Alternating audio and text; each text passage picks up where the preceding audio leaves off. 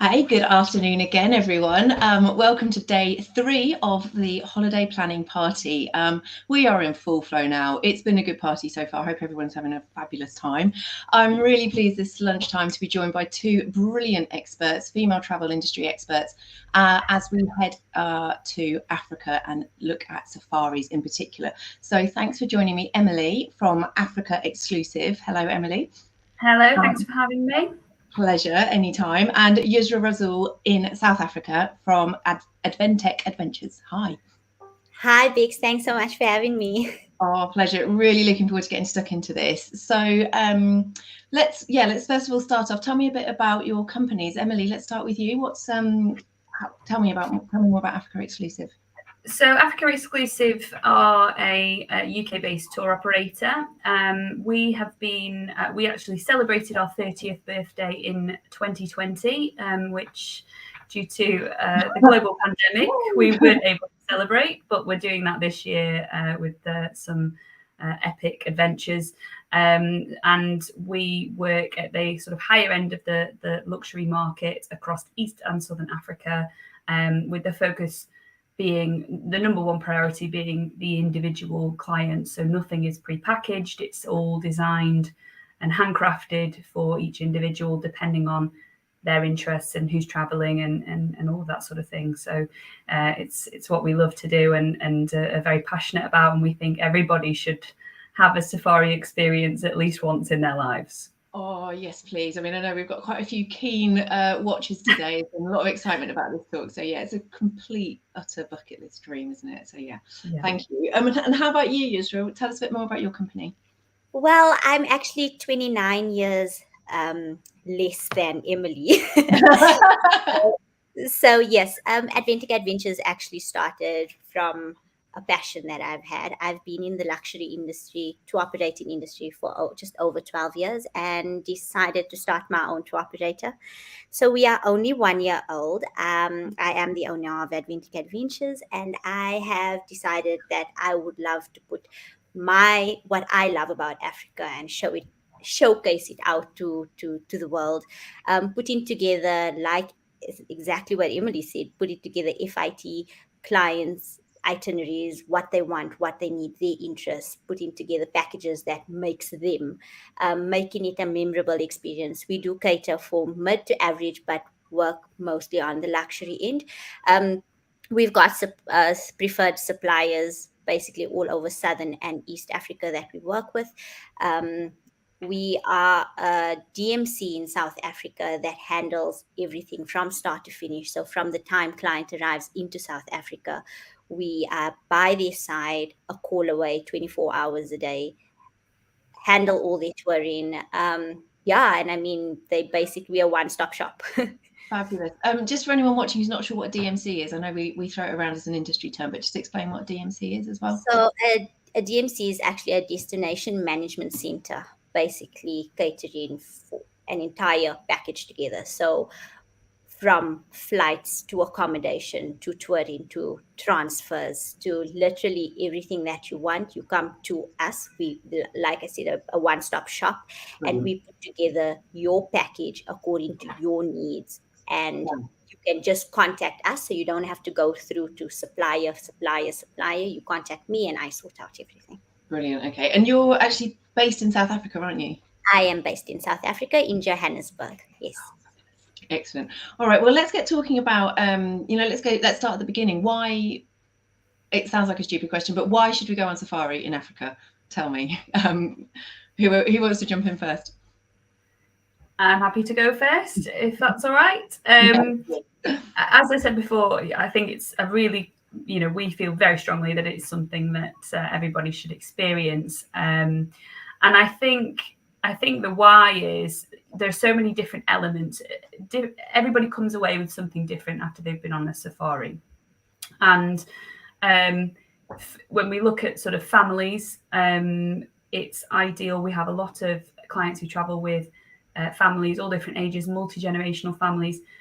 It's an educational experience, which a lot of people, they don't necessarily book this type of trip because of that, but actually their children of all ages and even adults will come away with so much more knowledge of lots of different things. That isn't just the wildlife, but it's the cultures, it's the destinations themselves, and the geography of it as well. A lot of people kind of don't really have kind of in-depth knowledge of African geography and things like that. So you get this really kind of extra layer to these types of trips that you can come away with. And there's so much flexibility and variety with it as well. So these types of trips, it isn't just about going to a camp or a lodge, getting in a game vehicle, driving around, seeing some nice animals. You get that at a safari park, you know, in the UK or anywhere in the world. This is about really being immersed in these destinations, but having that flexibility so that if a member of your party is interested just on going out on game drives, getting up close to all the big cats, but somebody else is really interested in birding, or somebody wants to do some hiking or some cycling or horse riding, there's so much flexibility with it. You know, it's just perfect for everybody. You know, there's something for everyone, really. So yeah, Yusra, if there's, I mean, everyone seems to be hung up on seeing the big five, but I understand there is much more to it than that, isn't there? Yeah, the big five is the big five, but but I mean, like they, if you go on safari, you actually realize that there's a small five as well. If you go to South Africa, in Hermanus, you'd hear about the marine eco tour, where they actually call the big five on sea, you know. So it's not just about the wildlife safari in the Kruger National Park, for instance. There's more to it. I mean, I haven't like I thought about it the other day is I have never actually seen a pangolin up close, you know. Yeah. And there's a lodge in South Africa, it's called Swalu Kalahari, and they offer pangolin tours.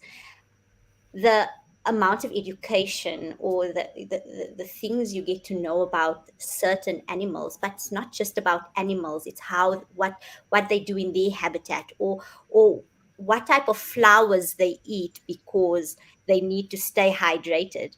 I wanted to even mention that on Netflix, Barack Obama has done this limited series called Our Great National Parks, and it's all over the world, national parks all over the world.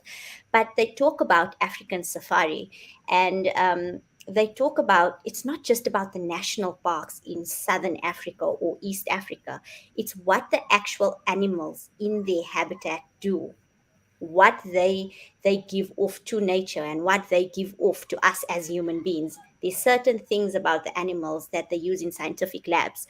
It's very educational, you know, and this is where you learn when you go onto safari. It's amazing. They've got a small kiddie ranger programs where you leave the safari with a certificate that they're a mini ranger for families, and they go out with the guides and the rangers tracking animals and tracking their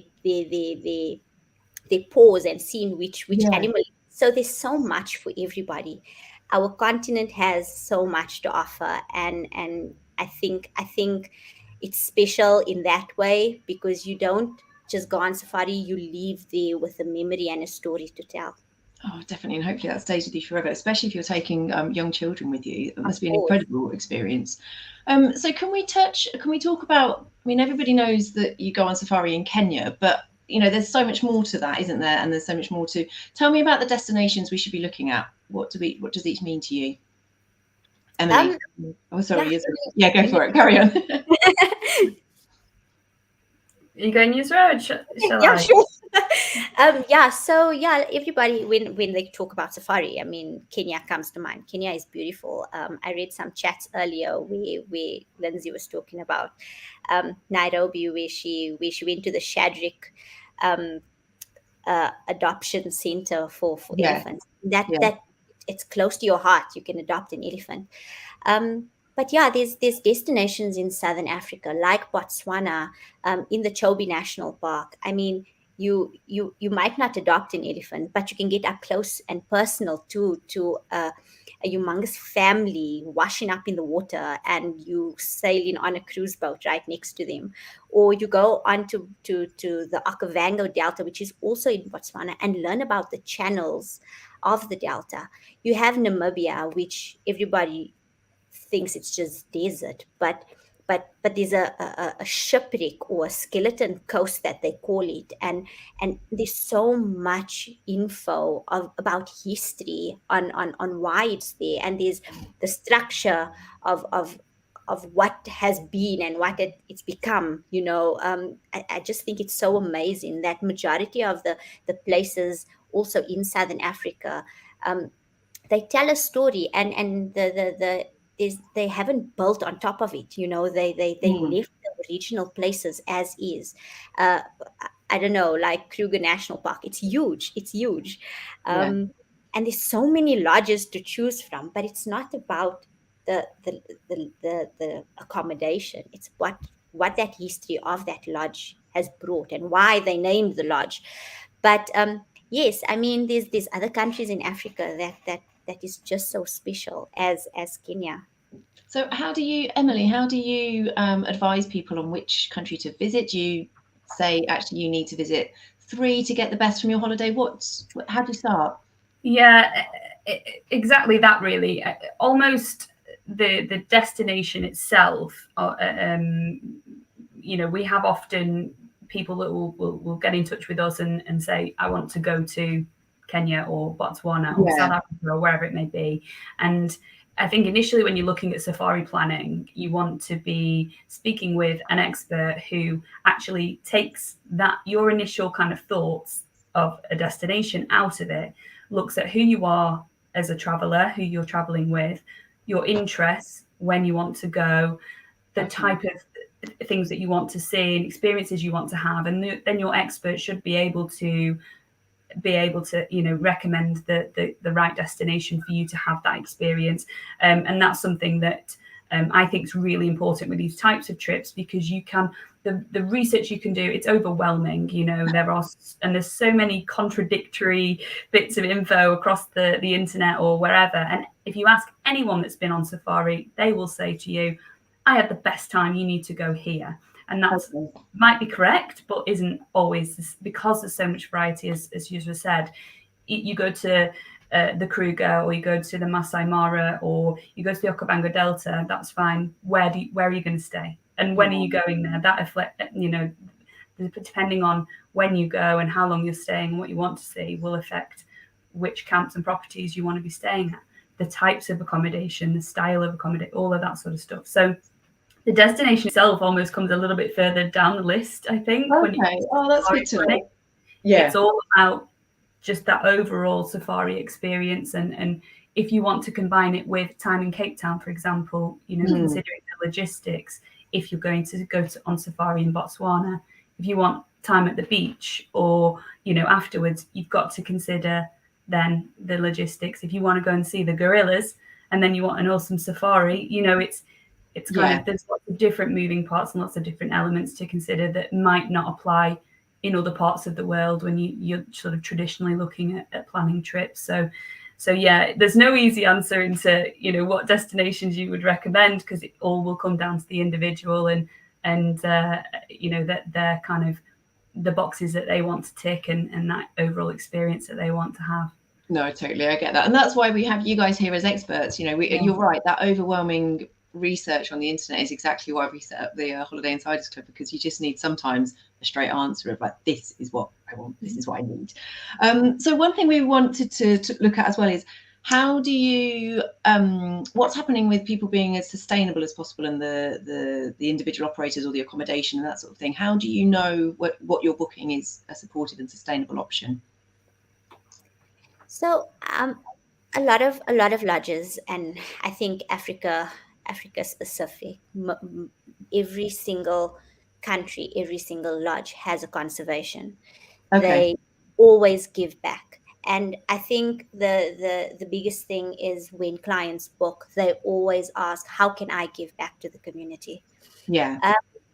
for instance, the lodges in Botswana, they use their local community and train them as head guides or head rangers or the housekeeping staff. They've got villages on or close by to the lodges where they plant their own crops. So they use that crops to cook the food in the lodges.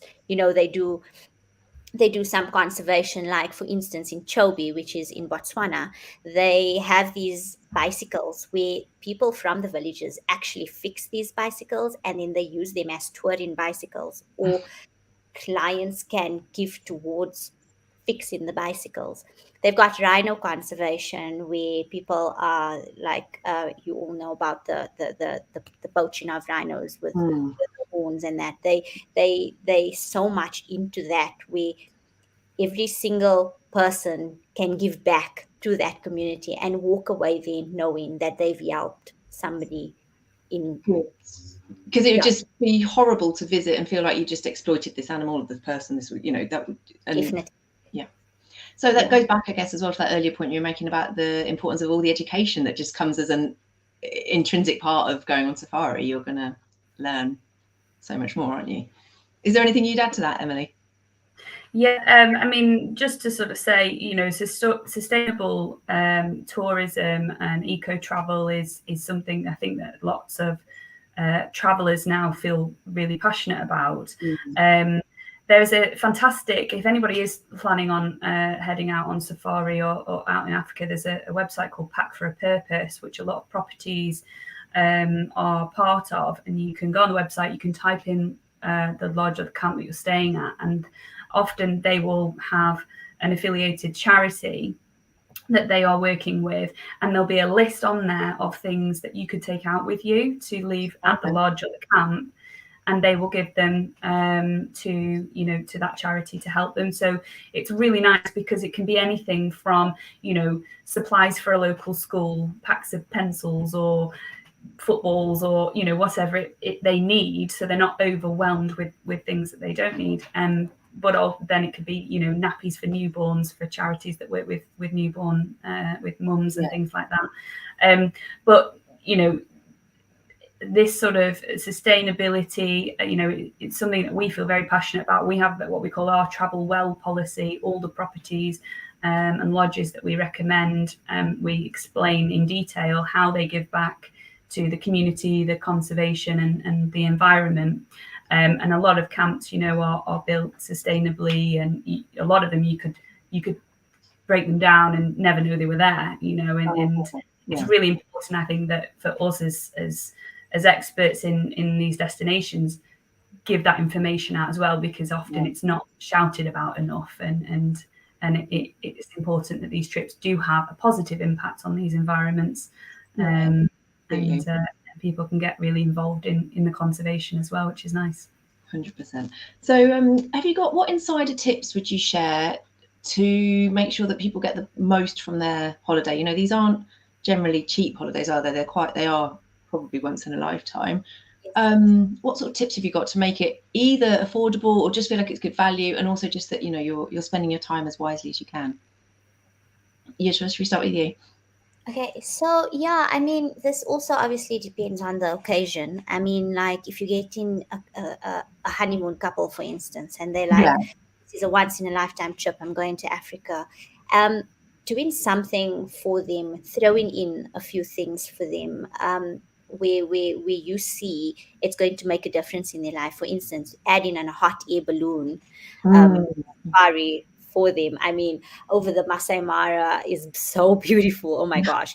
But then you get activities for families. There's always that little bit of extra that you can do that doesn't need to cost money.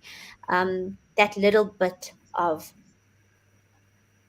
special. It's so easy to put together something that can make your holiday memorable without having to actually just tell us the occasion. That occasion you come in there, it's a once in a lifetime. I know that you love safari, so you want to see a lion, but you don't know if you're going to see a lion, so we'll make sure that the lodge knows you want to see a lion. It's just that connection that we've got.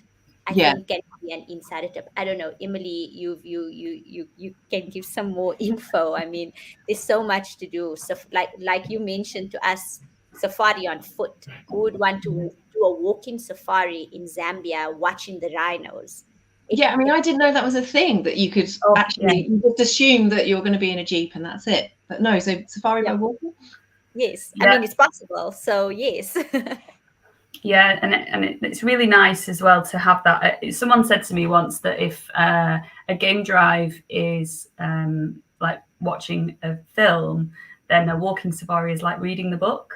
You know, it's more, it's kind of, So, you have that extra vulnerability. You're perfectly safe. You're never ever kind of too vulnerable, but just once you've had your first couple of days on safari, to be able to get out and get on foot, and you pay much more attention then to the smaller detail and the things around you, and because you're in the wilderness, there could be an elephant that comes out. That last time I was in Kenya, I was on a walk and came out above the top of a hill, and there were 5 rhino just further down the hill, which was just amazing and makes your heart race, but it's incredible. But going back to your question, Beck, about sort of insider tips, my advice would be, typically as Brits, we want to drag out the time that we've got available, a 2-week holiday, we want to maximize that. If we're looking at affordability, but still maintaining the quality of the experience, the safari element will always be the most expensive kind of nightly cost. You're absolutely right. These are not inexpensive experiences. And my advice would be to maintain that quality over quantity. Don't try to go and stretch your budget for a full safari. If you've got a week or 2 weeks, trying to do that on a budget, all safari is it's just it's not possible without compromising the experience. So I would say reduce that safari time if you're limited to a certain budget. Have the most amazing safari experience that you can have in that time, and then combine that. If you're in South Africa, for example, there is so much more to do on top of a safari. You've got Cape Town, you've got the wine region, you've got all that beautiful coastline along the garden route, and all across other parts of Southern Africa. You've also got areas like Victoria Falls, which is a fantastic waterfall in between Zambia and Zimbabwe, which is a really nice area. You've still got wildlife around there, but it's a little bit more cost effective. And as we talked about before, having some time at the beach, along the Kenyan or Tanzanian coastline, or in Zanzibar, or maybe going out to the Seychelles, somewhere like that is going to balance out that overall cost of the trip. And safari, really, in one location, you want to spend maybe 3 nights as a rule, between 2 and 4, but usually 3 nights in any one location. So you could very easily have 1 or 2 safari locations combined with something else, and that would bring the overall cost to a much more kind of affordable level. That's great, and that's great, useful. Thank you. A couple of people are asking. Just want to come back to when we were talking about safaris on foot. Leanne was asking about a horse riding safari. Is it possible to actually take horses out into the national parks? So not national parks, but there are options. Like one of the lodges that I spoke about earlier, Tswalu Kalahari, they do horse riding, and you are literally in the middle of nowhere looking at animals. It is the most beautiful. Some of them take horse ridings in Windhoek in Cape Town along the beach. Amazing. Yeah. I can't even begin to explain the beauty of being on a horse and on safari. It's possible. Yes, it is possible.